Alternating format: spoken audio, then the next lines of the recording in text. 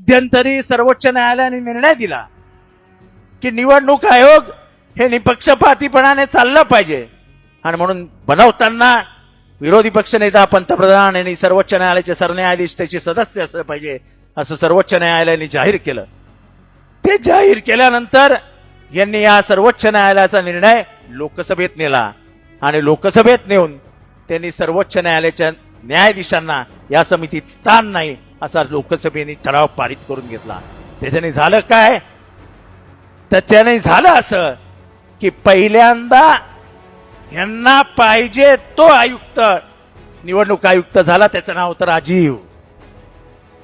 परत तुम्हाला आठवण करून देतो की आपला पक्ष फोडला, शिवसेना फोडला, याला मान्यता देण्याचं काम कोणी केलं तर त्या राजीवने केलं।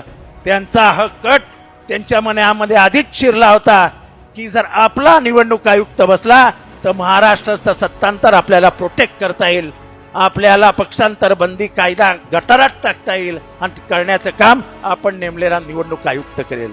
आणि त्याच निवडणूक आयुक्ताच्या नेतृत्वाखाली हा पक्ष म्हणजे हे जे वोटिंगची धांदली झाली आहे ती ह्याच निवडणूक आयुक्ताच्या जर तुम्ही तो कायदा बदलू शकता तर आम्हाला कुठला सांगता 50% कायदा? आज आमची मागणी आहे, तुम्ही म्हणता ना डीएनए ओबीसीचा आहे, मग वाढवा आरक्षण आणि न्या 70-75%वर आमचं आरक्षण कमी ठेवा।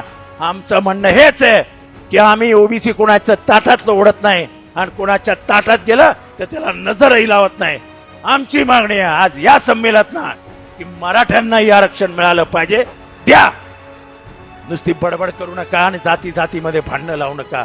तुम्ही एवढंच करू शकता कारण का तुम्हाला अखेरीस धर्मसत्तेच्या माध्यमातून आम्हाला सगळ्यांनाच वंचित ठेवायचं आहे, पण तुमचा हा दृष्ट हेतू आम्ही सफल होऊ देणार नाही।